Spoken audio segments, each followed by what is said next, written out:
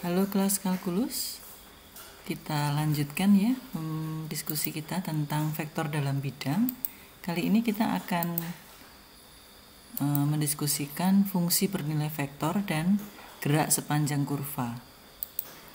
Jadi kalau biasanya kita tahu bahwa fungsi f ya, fungsi f itu kan memadankan setiap anggota t dari daerah asal ini dengan sebuah nilai tunggal ft di daerah nilai ini ya. Jadi sekali lagi fungsi f itu memadankan setiap anggota t dari himpunan daerah asal ya dengan sebuah nilai tunggal ft di daerah nilai fungsi f ini. Nah, kalau fungsi bernilai vektor seperti apa ya? Fungsi f bernilai vektor itu dia memadankan peubah real t di daerah asal ini, setiap nilai t di daerah asal ini dengan satu buah vektor ft di daerah nilai ya. Jadi daerah asalnya berupa peubah real t, sementara daerah nilainya bukan lagi peubah real tapi merupakan fungsi vektor, jadi satu vektor gitu ya. Nah, itu biasanya ditunjukkan dengan bentuk seperti ini. Jadi ft itu adalah ft kecil i ditambah gtj. Jadi masing-masing komponennya itu berupa fungsi t. Itu bisa kita tuliskan seperti ini, fti ditambah gtj atau kurung tajam ft, gt. Itu contohnya misalnya seperti ini. Jadi ft itu sama dengan t kuadrat i ditambah e pangkat tj. Jadi ini, perhatikan ini fungsi t, ini fungsi t ya kan? Atau bisa kita tuliskan kurung t kuadrat, e pangkat t. Gitu. Nah, sekarang kalkulus fungsi vektor. Nah, konsep dasar dari kalkulus itu adalah fungsi limit ya kan. Kalau kita punya limit ft di mana limit ft t mendekati c itu sama dengan L, itu artinya bahwa vektor ft itu menuju vektor L ketika t mendekati c ya. Atau dengan kata lain, ft dikurangi L itu menuju vektor 0 bila t mendekati c. Itu. Nah, definisi limit ft sama dengan limit ft t mendekati c sama dengan L ya, ini gambarnya seperti ini ya. Itu berarti bahwa untuk setiap epsilon lebih besar dari 0, sekecil apapun, itu ada bilangan bersesuaian tau yang lebih besar daripada 0 juga, sedemikian sehingga harga mutlak ft dikurangi L itu lebih kecil dari epsilon asal ada dipenuhi kondisi ini. Harga mutlak t min c itu adalah antara 0 dan tau. Gitu ya. Jadi bisa kita tuliskan seperti ini. Ya. Harga mutlak t dikurangi c itu antara 0 dan tau, maka harga mutlak ft, vektor ft dikurangi vektor L itu lebih kecil daripada epsilon ya. Ini adalah semua bilangan di daerah asal, ini adalah semua bilangan di daerah nilai. Nah, teoremanya adalah seperti ini. Jadi misalkan ft itu sama dengan fungsi fti ditambah fungsi gtj, maka f memiliki limit di c jika dan hanya jika f dan ft dan gt-nya itu memiliki limit di c. Gitu. Jadi ini ya, limit ft sama dengan limit fti, limit t mendekati c fti ditambah limit t mendekati c gtj. Ya.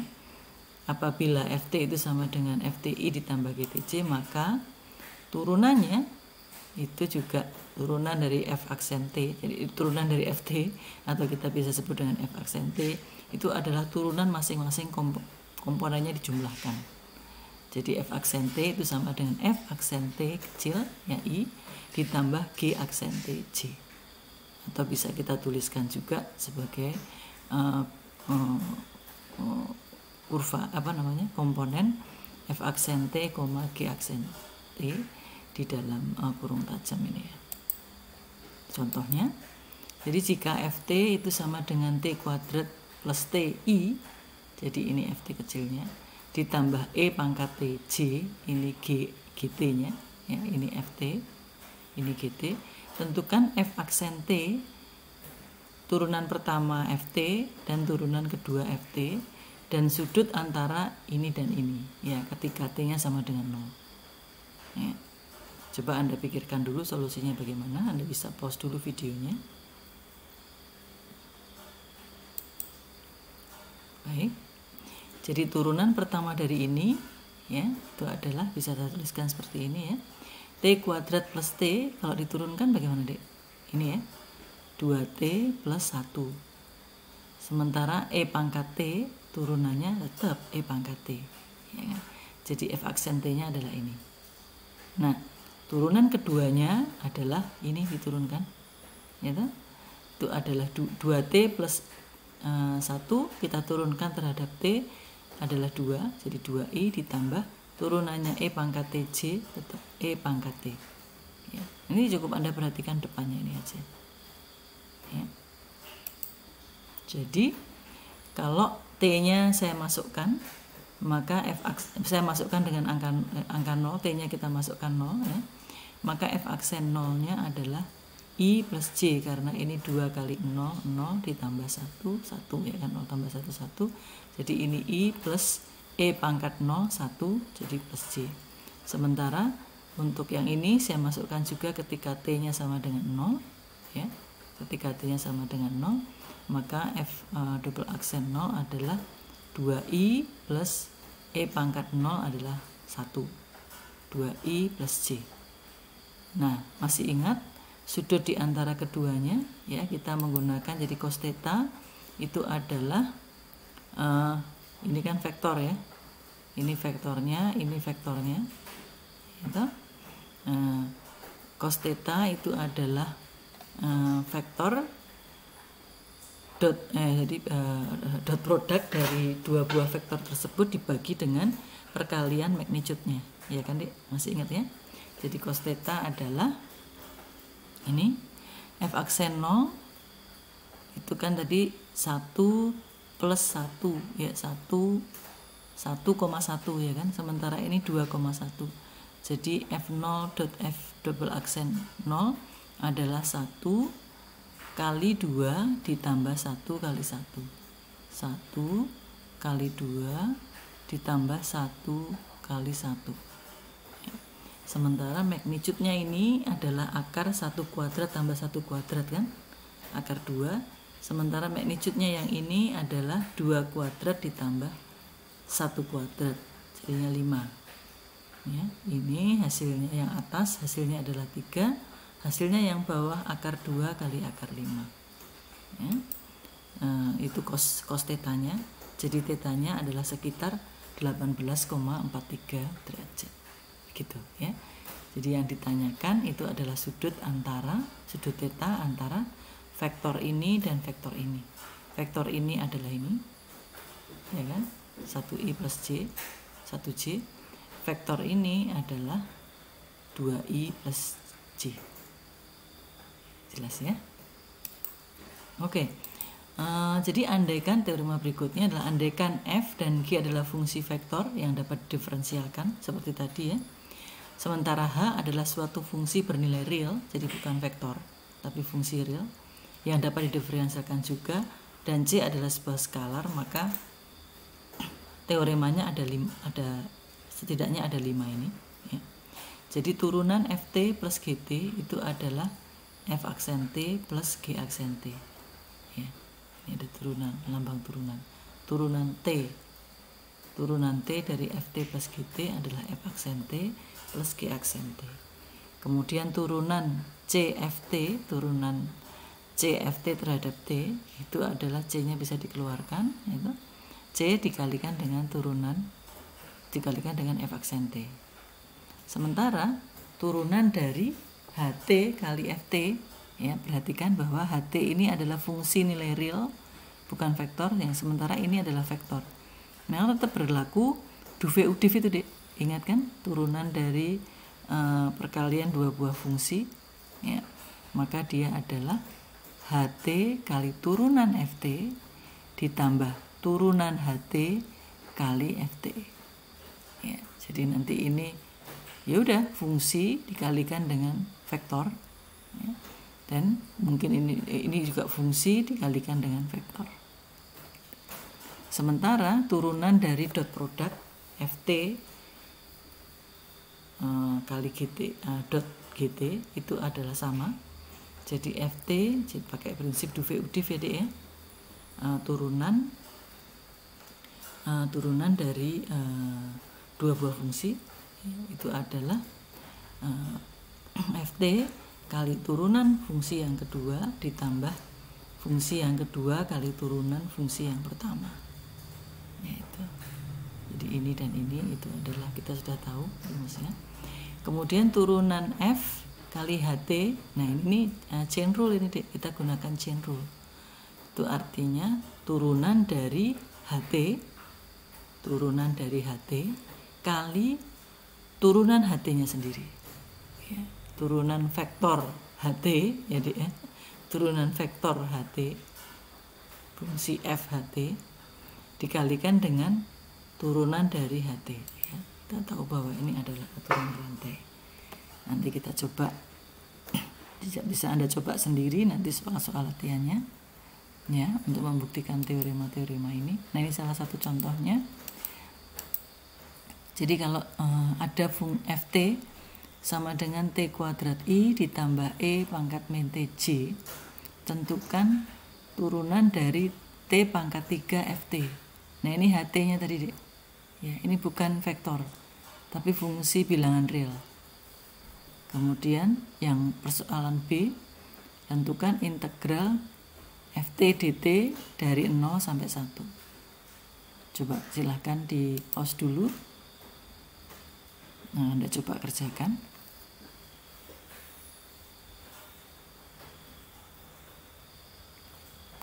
Oke. Nah, ini penyelesaian yang pertama. Jadi seperti tadi ya, HT-nya adalah ini, FT-nya ini. FT-nya ini, Dek. T kuadrat I plus E pangkat min T. Ya. Jadi H kali F aksen T ditambah H aksen kali FT. Ya. Hanya adalah T pangkat 3. Turunan dari ini F aksen T-nya, jadi turunan dari ini adalah 2T I min E pangkat min T. Jadi E pangkat min T-nya tetap, tapi E-nya turun ke sini. Ya. Jadi 2TI min E pangkat min TJ ditambah turunan dari HT-nya adalah 3T kuadrat. Ya. Turunan dari ini kan 3T kuadrat. Dikalikan dengan FT-nya, T kuadrat I plus E pangkat min TJ. Nah, kita keluarkan kurungnya, kita akan mendapatkan 5T pangkat 4I ditambah 3T kuadrat min T pangkat 3 kali E pangkat min TJ. Jadi hasilnya adalah vektor. Ya. Sementara yang B itu bisa diselesaikan seperti ini. Jadi integral FT dt ya. Jadi masing-masing fungsinya, masing-masing komponennya kita integralkan. Jadi integral 0 sampai 1 dari T kuadrat dt dan integral 0 sampai 1 E pangkat min T dtj. Gampang ya. Jadi kalau integral vektor itu masing-masing komponennya kita integralkan sendiri-sendiri. Ya. Integralnya ini adalah sepertiga I dan integralnya ini adalah 1 min E pangkat min T. Ini adalah sepertiga I, komponen yang I adalah ini sepertiga, sementara komponen J-nya menghasilkan 1 min E pangkat min 1. Nah, sekarang kita lanjut ke gerak sepanjang kurva. Ya. Jadi andaikan T menggambarkan waktu, ya, dan koordinat sebuah titik P itu bergerak ditentukan oleh persamaan parameter X sama dengan FT dan Y-nya itu sama dengan GT. Jadi kalau kita punya diagram kartesius, titik P ini bergerak, ya. Titik P ini membentuk sebuah kurva gitu, dan dia bergerak sepanjang kurva itu X-nya berapa itu adalah merupakan fungsi T, Y-nya berapa itu adalah merupakan fungsi dari T juga. Nah, fungsinya ini berbeda-beda. Ya. Maka vektornya adalah vektor RT sama dengan FTI ditambah GTJ. Jadi ini komponen X, ini komponen Y-nya. Ya. Yang berpangkal di titik asal 00 dinamakan vektor posisi titik P pada saat T. Ya. Jadi begini ya. Jadi ini adalah kurva yang dijalani oleh titik P. Ya. Titik P ini bergerak, ya. Komponen X-nya itu bergerak dengan fungsi Ft, dan komponen Y-nya, misalnya dia posisinya di titik ini ya, komponen Y-nya itu adalah sebagai fungsi Gt. Ya. Nah, kurva RT itu bergerak deh. Pada saat di sini dia panjang, pada saat di sini dia sepanjang ini. Pada saat jadi RT ini berubah-ubah. RT ini berubah-ubah menggunakan fungsi ini, ya, fungsi Ft dan Gt. Jadi RT itu adalah vektor posisi titik P pada saat T. Gitu. Nah, seiring dengan perubahan T, ujung vektor RT yang saya bilang ya, ketika T-nya berubah, maka ujung vektornya RT ini bergerak sepanjang lintasan titik P ini, sepanjang yang garis merah ini. Jadi pada saat T-nya sekian gitu, mungkin dia di sebelah sini. Jadi RT-nya sepanjang ini, lebih panjang, ya kan? Gitu. Nah, lintasan ini adalah sebuah kurva dan gerak yang dijalani oleh P. Ya, geraknya ini dinamakan sebagai gerak sepanjang kurva. Gitu. Ya. Nah, sejalan dengan gerak linear ini, maka kan dia kan bergerak di RT-nya ini. RT-nya ini bergerak dia di sini. Kalau sampai di titik ini ya dia di sini. Sampai di titik ini dia ya kurva vektornya sependek ini gitu ya. Nah, karena dia bergerak, maka dia memiliki kecepatan dan percepatan. Kecepatannya kita lambangkan dengan V, ya. Sementara percepatannya dilambangkan dengan A. Maaf, ini harusnya T ya, bukan R ya. Bingung lagi. Ya. Dia merupakan fungsi dari T, bukan R, ya. Dinyatakan dengan ini. Jadi Vt itu turunan pertama RT. Jadi F aksen T turunan karena RT adalah FTI ditambah GTJ, ya kan tadi di slide sebelumnya. RT itu adalah FTI tambah GTJ, maka turunannya atau Vt-nya, kecepatannya itu adalah F aksen Ti ditambah G aksen Tj. Sementara itu percepatannya turunan kedua dari RT. Ya, maaf ya, ini seharusnya T ya. T. Jadi yang benar ini. Jadi AT itu adalah R double aksen T, dan itu adalah F double aksen Ti ditambah G double aksen Tj. Turunan kedua Ft ditambah turunan kedua GT. Contohnya nih, jadi ada sebuah persamaan parameter sebuah titik P yang bergerak pada bidang XY, ya. Itu X-nya adalah 3 cos T, jadi ini Ft-nya, dan Y-nya adalah 2 sin T, ini GT-nya, dengan T itu adalah waktu. Begitu. Pertanyaan pertama, gambarlah grafik lintasan P. Yang kedua, tentukan rumus untuk kecepatan Vt, ya, laju Vt-nya, yaitu harga mutlak Vt, dan percepatannya At. Kemudian C, tentukan nilai maksimum dan minimum laju dan pada saat mana nilai itu tercapai, ya kan? Kemudian buktikan bahwa vektor percepatan yang berpangkal di P selalu menuju ke titik asalnya. Coba di pause dulu videonya dan Anda coba kerjakan.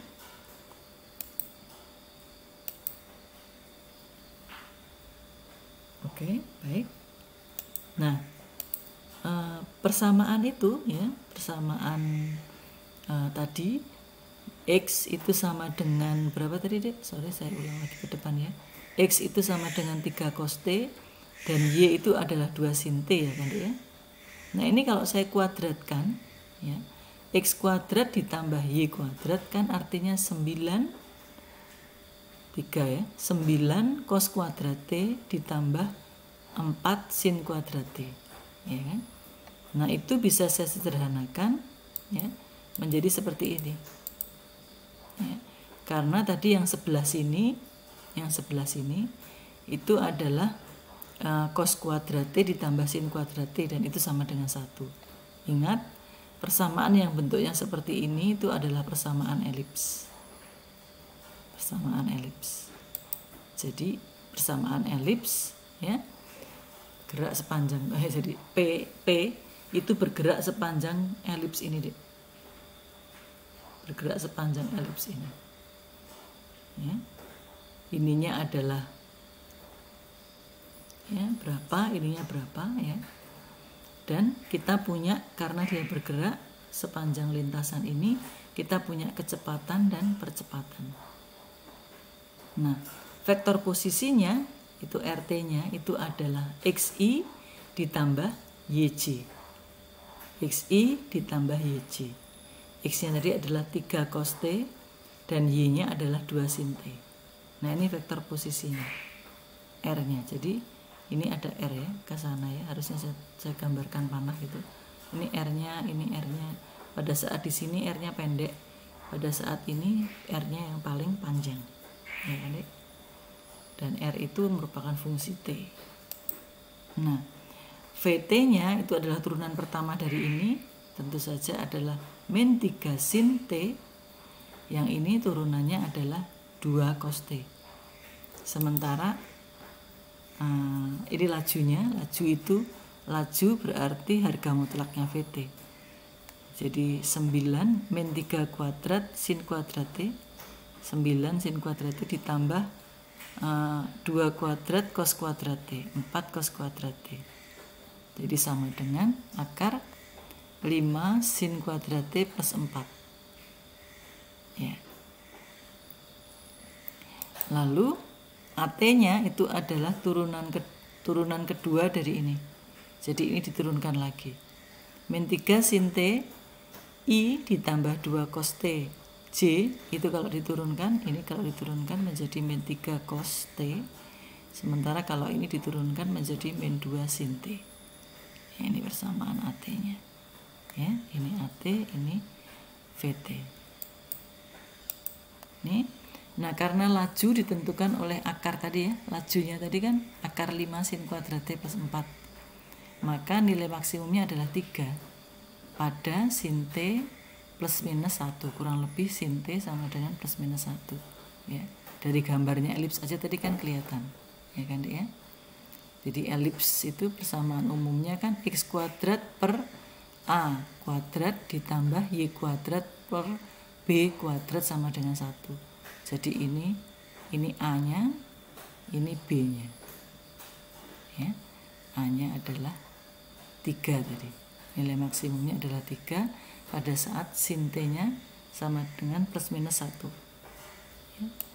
Kemudian yaitu apabila, jadi pada sin T sama dengan plus minus 1, yaitu apabila T-nya pi per 2 atau 3 pi per 2. Jadi pada titik 0, plus minus 2 di elips tadi ya.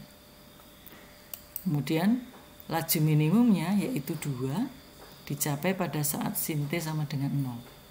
Ya, memberikan titik-titiknya itu plus minus 3, jadi 3,0 dan min 3,0. Itu minimumnya tercapai di situ. Sebesar 2. Nah, pertanyaan keempat tadi kan ini deh. Sorry saya kembali ya. Pertanyaan keempat, buktikan bahwa vektor percepatan yang berpangkal di P itu selalu menuju ke titik asal. Jadi AT-nya itu selalu menuju ke titik asal. Maaf ya, saya percepat. Ini AT itu kan sama dengan min RT. Jadi ini kebetulan ya. Di sini kita lihat AT ini sama dengan min ini, minus ini. Jadi ini kalau minusnya saya keluarkan, ya, minusnya saya keluarkan, kan dia menjadi 3 cos T plus 2 sin T, kan? Ya, 3 cos T plus 2 sin T, ya, ini. Jadi RT ini, ya. Ya. Min 3 cos T plus 2 sin T, ini. AT sama dengan min RT. Maaf ya, saya loncat-loncat. Jadi AT sama dengan min RT. Jadi RT-nya tadi kan ke sana ya, Dek, ya. Nah, kebetulan hasilnya ke dalam. Jadi AT sama dengan min RT.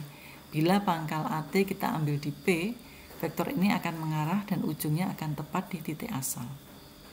Ya. Maka AT, harga mutlak AT, besaran AT, vektor AT itu paling besar berada di plus minus 3,0 dan paling kecil di 0, plus minus 2. Itu. Nah, selanjutnya kita belajar kelengkungan dan percepatan, ya. Ini ya. Jadi kalau P itu bergerak sepanjang kurva merah ini, ya, dia punya vektor. Jadi vektor ini adalah gerak titik P sepanjang kurva ini. Nah, S itu adalah panjang lintasannya. Oke. Nah, kelengkungan itu apa? Kelengkungan itu adalah seberapa tajam sebuah kurva ini melengkung. Jadi di setiap titik dia memiliki kelengkungan. Ya. Jadi kalau T itu antara A dan B, dan RT itu adalah FTI ditambah GTJ, itu adalah vektor posisi titik P pada bidang XY. Ya. Andaikan R aksen T ada dan kontinu, dan R aksen T itu tidak sama dengan 0 pada selang AB, jadi pada selang A sampai B sini dia itu ada nilainya tidak sama dengan 0 turunannya, maka apabila T nilainya naik, P itu bergerak sepanjang sebuah kurva yang mulus. Gitu ya. Tuh. Nah, panjang lintasannya tadi S sama dengan HT dari PA ke PT, ditentukan oleh ini. Jadi rumusnya panjang lintasan adalah SHT itu integral dari 0 sampai 1 F aksen U kuadrat ditambah G aksen U kuadrat DU. Diakarkan. Ya. Jadi dia sebenarnya adalah integral magnitude-nya RU DU dari 0 sampai T. Ini mestinya RT ya ini ya. R aksen T dt. T, ya. Karena ini fungsinya T, kok ini U-nya dari mana ini? Maaf ya. Jadi ini sebenarnya T. Itu. Nah, laju titik yang bergerak itu adalah ini turunan dari RT. R aksen T. Ya. Bukan RT ya. Turunan dari R aksen T. Jadi dx per dy sama dengan R aksen T magnitude R aksen T sama dengan VT, magnitude-nya VT. Nah, karena R aksen T tidak sama dengan 0, maka magnitude-nya juga tidak sama dengan 0, lebih besar daripada 0, ya kan? Magnitude-nya ada besarannya, ya kan? Sehingga S naik kalau T naik. Jadi ya kan? Ketika T-nya naik, maka S-nya naik. Ya. Dengan teorema fungsi balikan, maka kita tahu ya, S sama, kalau S itu adalah fungsi HT, maka T itu adalah inverse dari HS. H sebagai fungsi S. Maka dt per ds adalah seper ds per dt sama dengan seper magnitude dari VT. Ini tadi kan VT. Ya. Andaikan TT disebut vektor singgung satuan di PT, jadi titik P pada saat T sama dengan T, pada saat T, ya, maka TT vektor singgung satuannya itu adalah R aksen T dibagi dengan magnitude dari R aksen T, atau VT dibagi magnitude-nya VT. Ya. Sementara kurvaturnya kurvaturnya disebut K atau kappa, kurvatur di P itu adalah magnitude dari dt per ds, jadi T vektor singgung satuan sebagai turunan dari S, sebagai turunan dari S yang tadi. Jadi KT itu sama dengan magnitude dari dt dibagi ds, turunan T terhadap S itu. Jadi magnitude-nya T aksen T dibagi dengan magnitude-nya VT ya. Daripada pusing, langsung aja kita ke contoh soalnya ya. Tentukan kelengkungan dan radius kelengkungan hiposikloid. Jadi ada sebuah hiposikloid seperti ini. R sama dengan 8 cos pangkat 3 T I ditambah 8 sin pangkat 3 T J. Tentukan kelengkungan hiposikloid itu di titik P ya, ketika T-nya sama dengan pi per 12. Coba Anda pause dulu dengan rumus-rumus yang tadi ya. Coba Anda tentukan solusinya.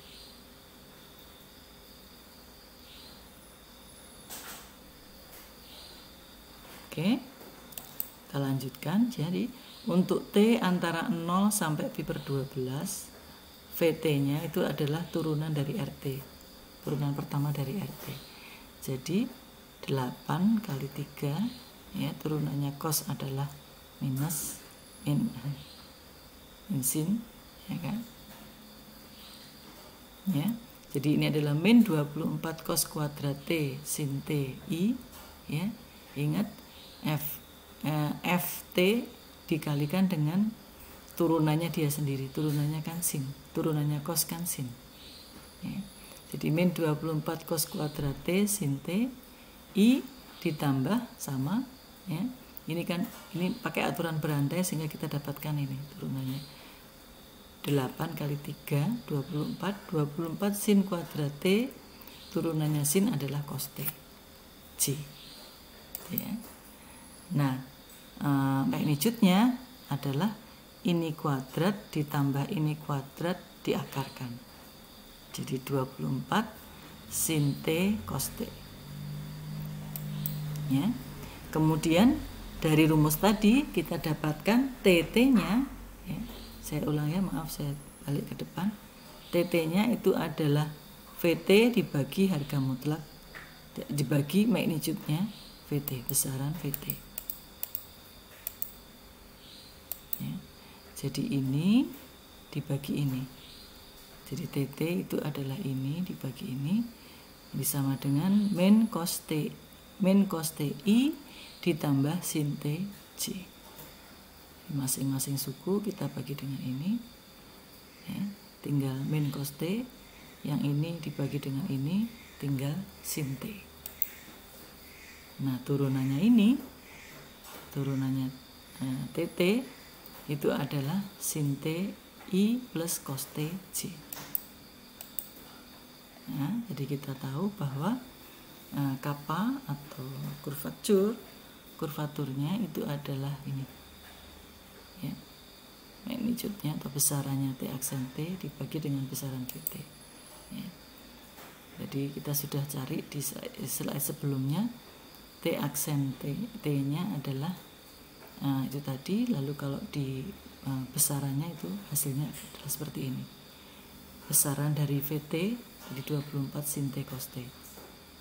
Sehingga kita dapatkan, kita sederhanakan menjadi seper, ini kan 1 ya, seper 24 sin T cos T ya. Ini kan kenapa 1? Karena ini adalah akar sin T kuadrat ditambah sin kuadrat T ditambah cos kuadrat T, dan itu sama dengan 1 ya.